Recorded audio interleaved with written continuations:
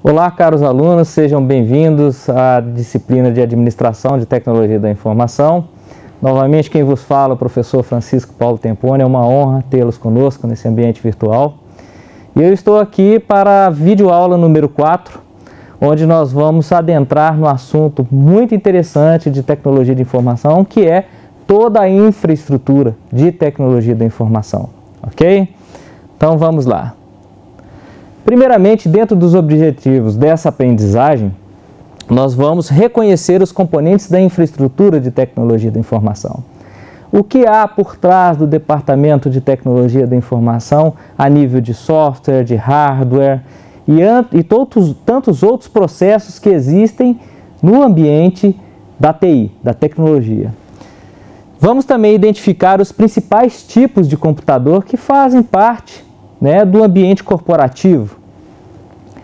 Saber como um banco de dados relacional se diferencia de um banco de dados orientado a objeto. E mais ainda, entender como funciona um banco de dados e um sistema de gerenciamento de banco de dados. Adelante, vamos compreender os princípios de todo esse sistema do SGBD, que é o Sistema de Gestão de Banco de Dados, e também distinguir as tecnologias de rede. Então, nós vamos entrar muito na parte não só de hardware e software, mas também na parte de banco de dados, de administração de banco de dados. Posteriormente, adentraremos na parte de tecnologias de rede e, por final, na videoaula número 5, onde nós vamos finalizar tanto com a tecnologia de rede, quanto também com a parte de segurança da informação, onde nós teremos um grande nicho aí de exemplos e de práticas que são adotadas pelo mercado para justamente proporcionar uma maior aderência dos sistemas computacionais à blindagem, aos ataques que provêm, principalmente no caso aqui da internet e também dos ataques que provêm dos próprios seres humanos, muitas vezes até o próprio funcionário das empresas, ok? Então, vamos lá, vamos adentrar aqui por dentro dessa videoaula número 4, sobre infraestrutura de TI, começando pela videoaula número 4. E dentro dos temas dessa unidade, conforme já foi apresentado um pouco dentro dos objetivos, primeiramente nós vamos levar vocês até a parte de hardware e software. Então, nós veremos algumas dessas tecnologias. Logicamente, a área de tecnologia de informação, ela é uma área muito ampla, é uma área que contém muitos recursos. A todo momento, eu creio que vocês, como alunos ou como profissionais, nas empresas que trabalham, têm muito contato com tecnologias recentes, inclusive com as tecnologias que a gente chama de tecnologias legadas. E nós vamos explicar direitinho a interação entre as tecnologias novas, o legado, os sistemas legados, essas tecnologias já ultrapassadas, e também vamos tentar ajudá-los no dia a dia, a fazer um discernimento do que seria melhor para a minha empresa naquele determinado momento, ou se é melhor eu adquirir uma tecnologia mais nova, ou se é melhor eu manter a minha tecnologia e aprimorar algum pontinho aqui e trazer ela um pouquinho mais para a contextualidade, para o mundo contemporâneo, e aí sim tomar uma decisão que seja viável para os processos de negócio da empresa. Relembrando bem das nossas primeiras videoaulas, podemos falar que já compreendemos sobre os sistemas de informação e já sabemos o que são os sistemas de informação. Mas agora nós vamos adentrar sobre os detalhes do funcionamento desse sistema de informação, ok? Vem comigo. Bem, uma primeira parte introdutória, depois de conhecer a importância desses sistemas de informação, nós vamos entender um pouquinho mais dessa parte de hardware. E o que seriam esses hardwares?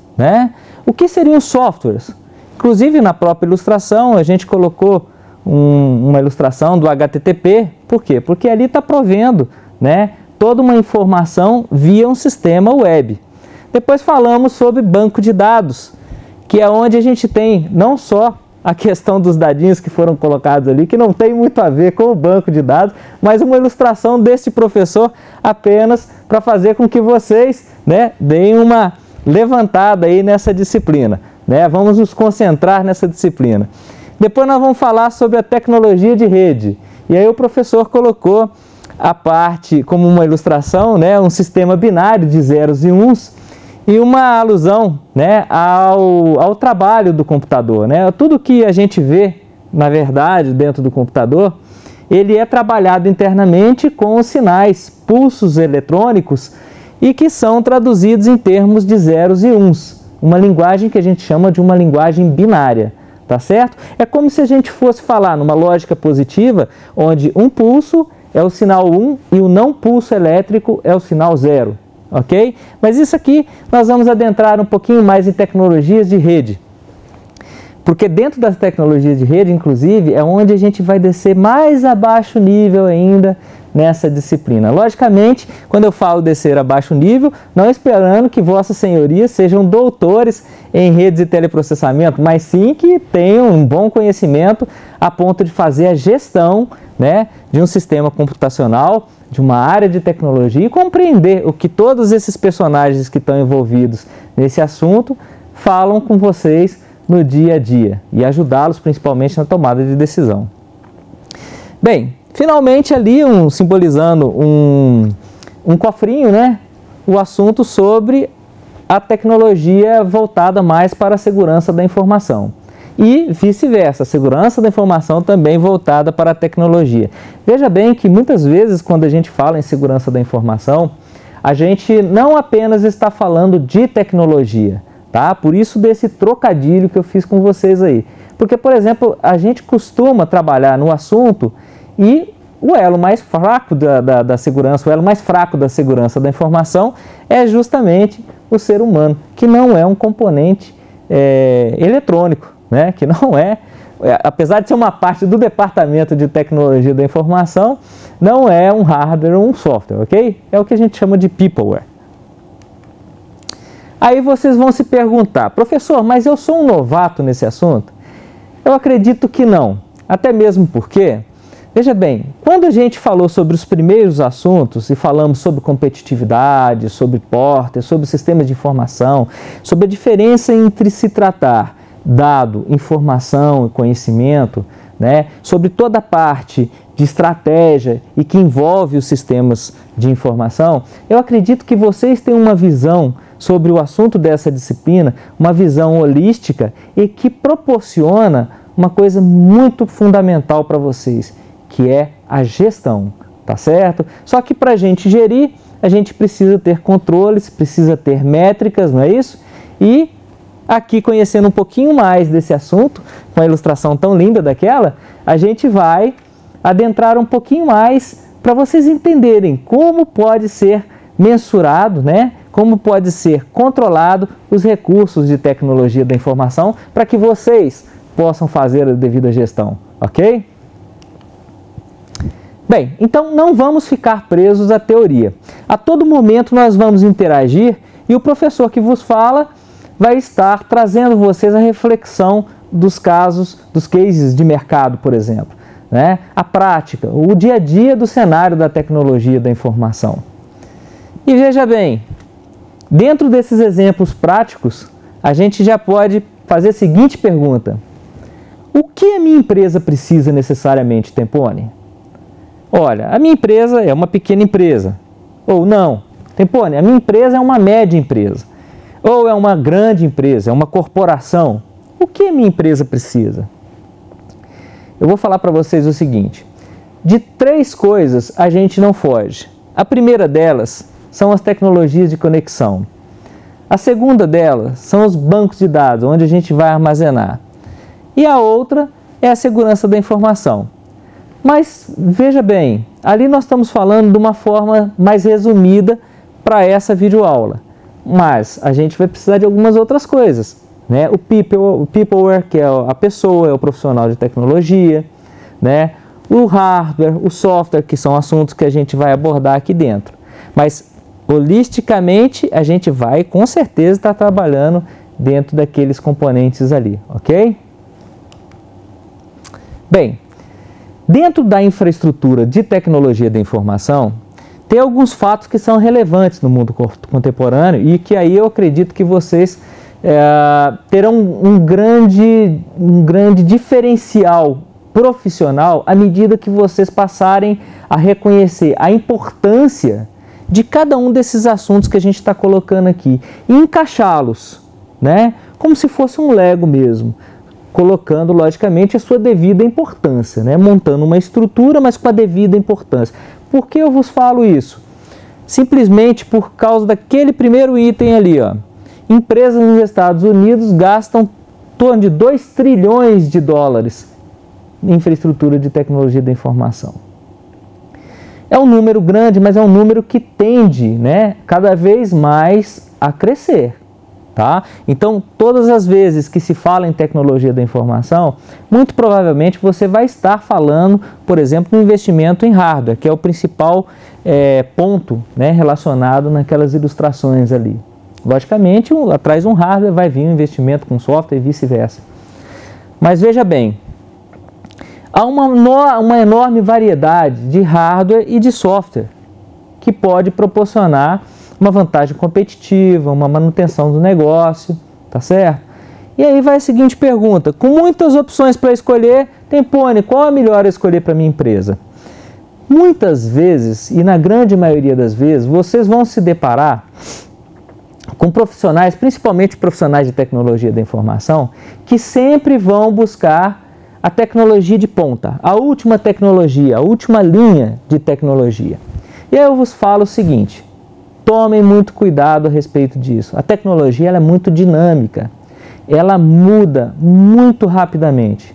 Então, muitas vezes, um investimento que uma empresa faz em tecnologia, de um dia para o outro eu não digo, mas em questão de meses essa tecnologia pode já ficar ultrapassada, ela pode se tornar legado.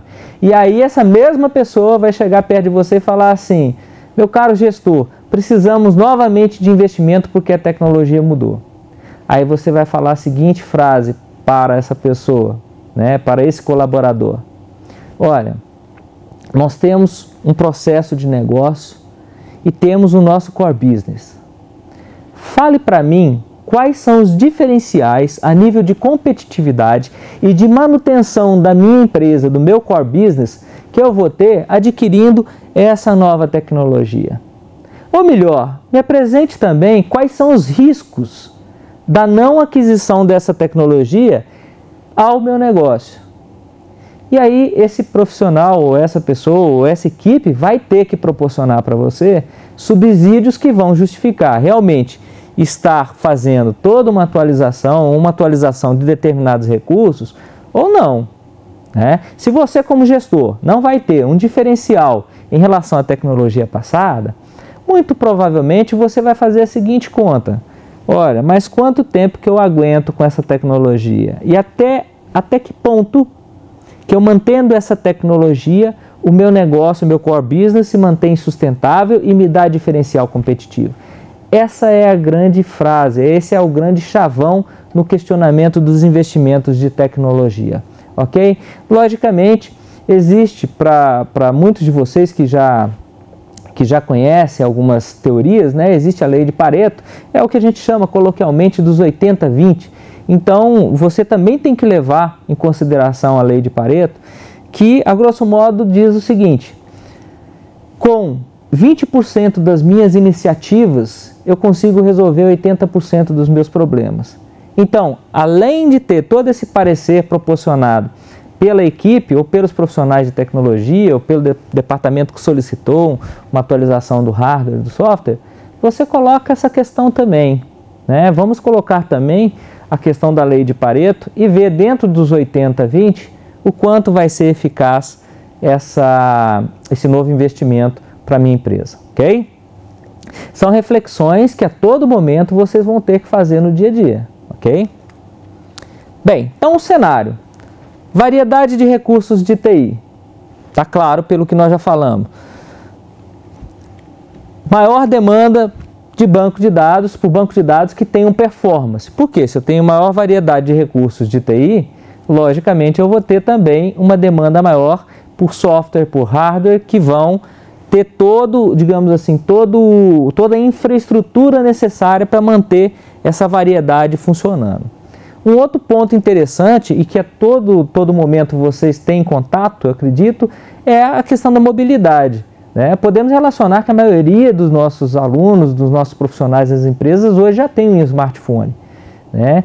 Que é praticamente um computador que você tem um acesso aí à linha telefônica, você tem acesso à internet, você tem acesso a N recursos, inclusive de multimídia, e que está à disposição não só de você, mas muitas vezes da própria empresa.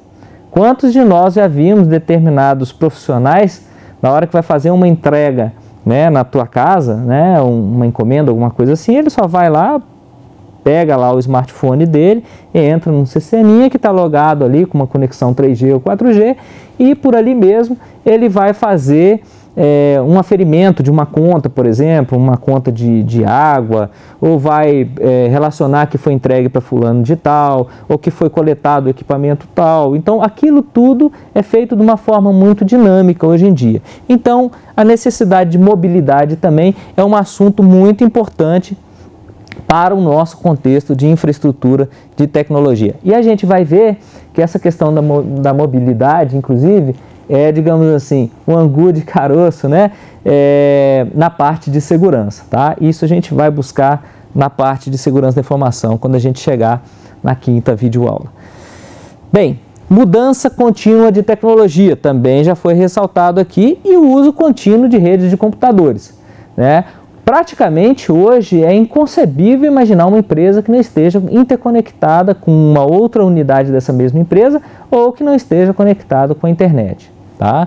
Em qualquer, digamos, estabelecimento, por mais simples que seja, hoje já há pelo menos um monitoramento do dono do estabelecimento que seja via internet, em cima de CFTV, que é um sistema de câmeras, alguma coisa nesse sentido. Mas já há sim um uso contínuo aí de redes de computadores, inclusive adentrando um pouquinho mais o uso também da própria internet dentro desse assunto de redes de computadores.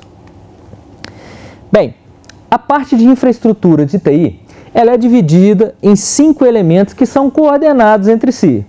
Então, veja bem, nós estamos falando, voltando àquele assunto do Lego, né? Nós estamos falando de um conjunto de componentes que vão estar fornecendo a infraestrutura de tecnologia da informação para a sua empresa.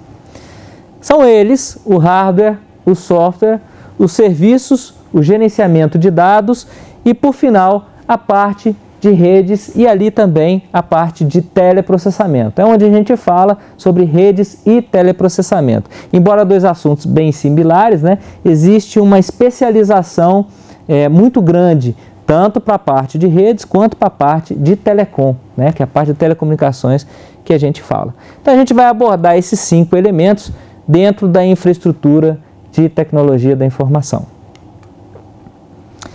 E aí uma pergunta. Quem mantém isso tudo? Já foi falado na nossa videoaula anterior sobre a área de tecnologia da informação e os componentes da área de tecnologia da informação.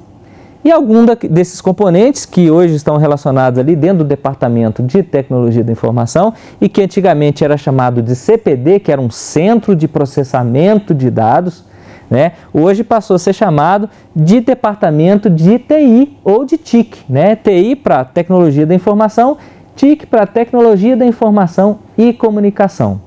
Um detalhe interessante é que esse nome ele foi sendo alterado com o passar do tempo, justamente pela computação sendo cada vez mais distribuída pelo uso de redes de computadores. Porque antes o CPD, né, o Centro de Processamento de Dados, era um local central, um local único onde havia um processamento intenso de dados. E hoje o que se vê é que há um departamento de tecnologia da informação com os recursos, seja ele o peopleware, seja ele o hardware, seja ele o software, os serviços de TI e tudo mais, mas que também há uma distribuição de todos esses componentes para dentro da empresa como um todo, para todos os outros departamentos como um todo, ok?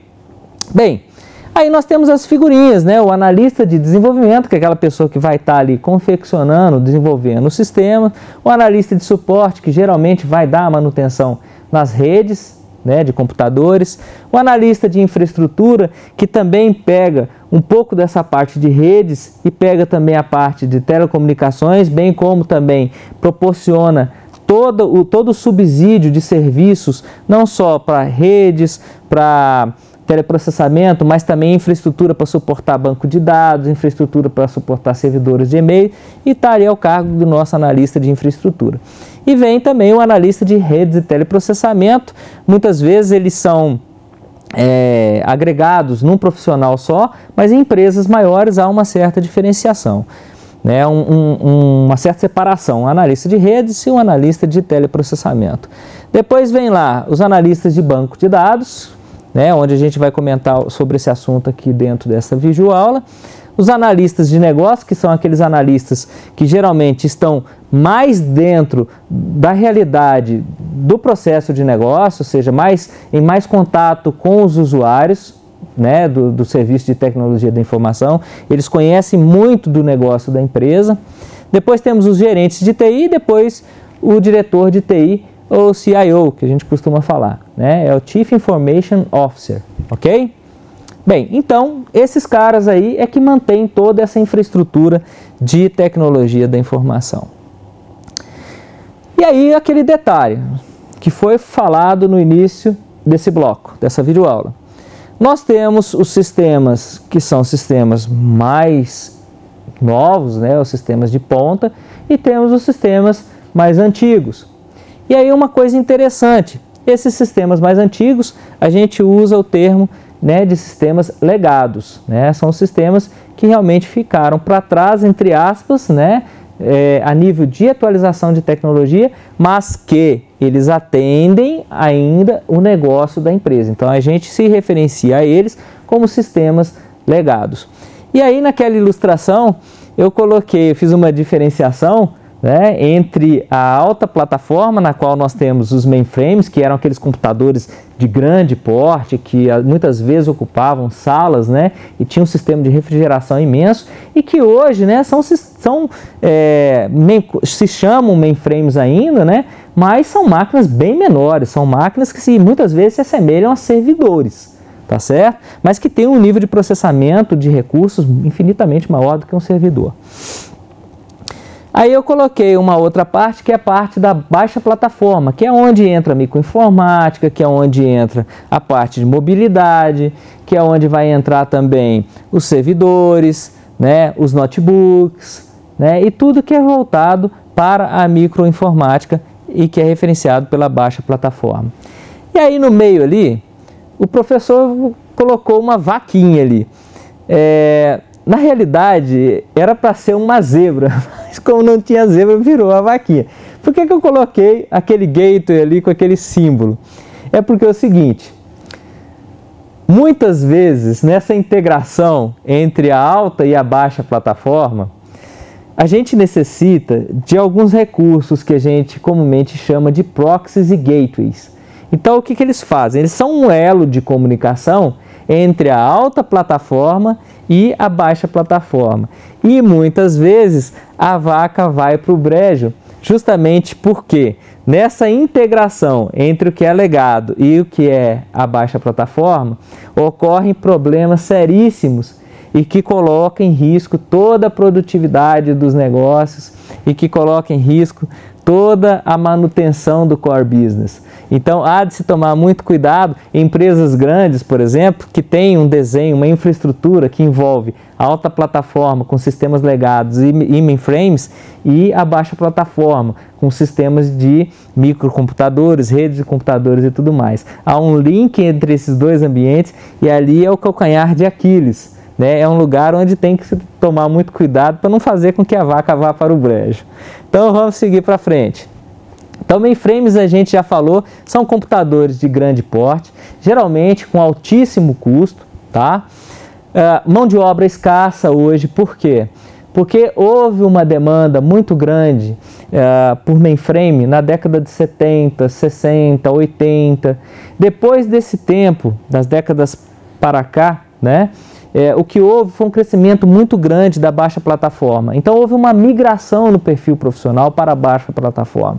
Então, hoje há uma certa escassez de mão de obra para aquele ambiente de mainframe. E aí entra aquela curva, né, gente, onde eu vos falo, para quem é da área de tecnologia da informação, ou para quem inclusive é da área de administração de empresas, por exemplo, na hora de contratar uma mão de obra, né, é interessante perceber que a área de TI, as carreiras, as profissões de TI, elas sempre seguem, né, uma sinuosa onda, digamos assim, né, onde há ali uma explosão, um crescimento acentuado de uma determinada carreira, depois há ali todo um certo overhead, né, um certo overhead de recursos disponíveis, ou seja, de profissionais disponíveis, e aí a mão de obra começa a cair, bem como o salário. Hoje o que se pode falar é que a mão de obra sendo escassa, são profissionais que estão sendo procurados e que estão tendo um certo reconhecimento de mercado, justamente porque o mainframe não foi abandonado.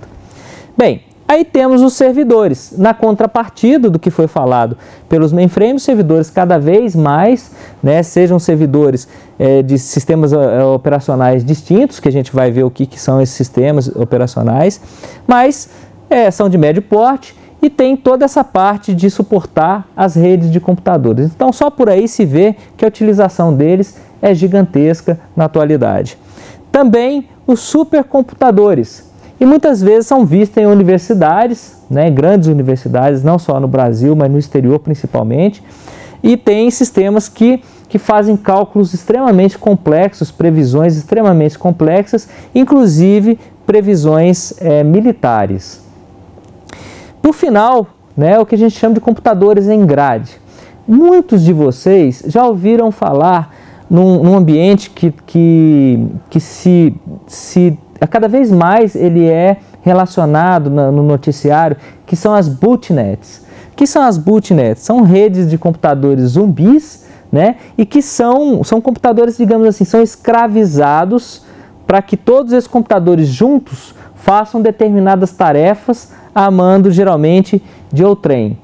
Esse outrem, geralmente, tem interesses ilícitos para usar esses computadores pessoais. Então eles criam, né, eles conseguem, quando a gente for falar da parte de segurança da informação, por exemplo, a gente vai adentrar um pouco mais nesse assunto, que ele é muito interessante e é um assunto atualíssimo. Inclusive, são as botnets hoje uma grandíssima ameaça, né, não só a segurança das empresas e a manutenibilidade do core business dessas empresas, também como na segurança do seu acesso pessoal, principalmente a sites de bancos, a sites de redes sociais, de e-mail e tudo mais. É um potencial extremamente alto esses computadores em grade. Por isso eles possuem, como eles estão interligados, né, muitas vezes via própria internet, eles estão interligados e eles conseguem executar um processamento gigantesco. Então, por isso, eles formam um supercomputador virtual. Essa, digamos assim, é o grande diferencial que está sendo usado, infelizmente até para meios ilícitos na área de tecnologia da informação. Bem, pegando aqui um primeiro componente da nossa videoaula, vamos falar sobre hardware. E aí eu falo para vocês, vamos fazer uma reflexão.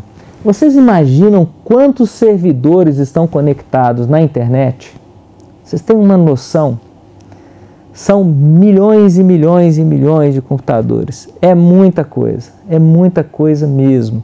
Inclusive, até mesmo dentro da sua casa, se você tiver um endereço, que a gente chama de endereço IP, e que seja fixo, e você estiver usando uma máquina para acessar um sistema via web que está lá na sua casa, você pode tratar esse computador também como mais um servidorzinho que está sendo colocado ali dentro da www, tá certo? Da World Wide Web. E aí vamos raciocinar. Suponha que você seja o gerente da sua empresa. Com tudo o que foi falado, você sempre compraria os computadores de última linha?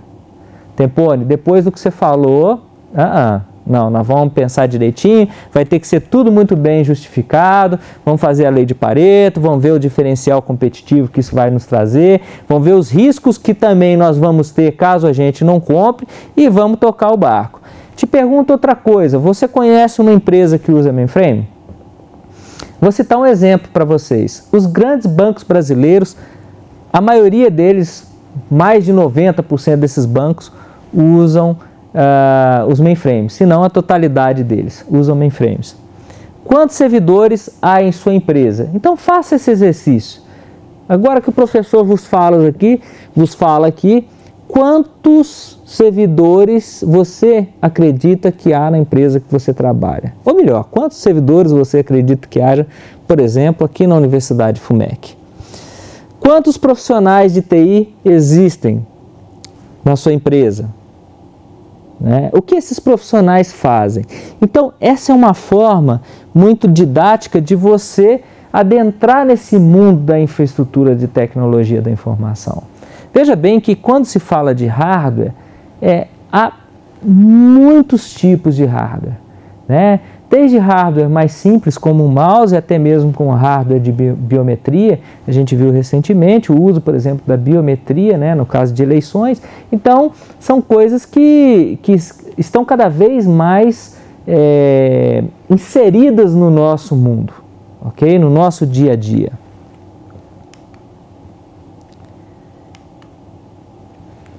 E aí uma curiosidade para vocês. Veja bem, um estudo relacionou a evolução de hardware com evolução de software.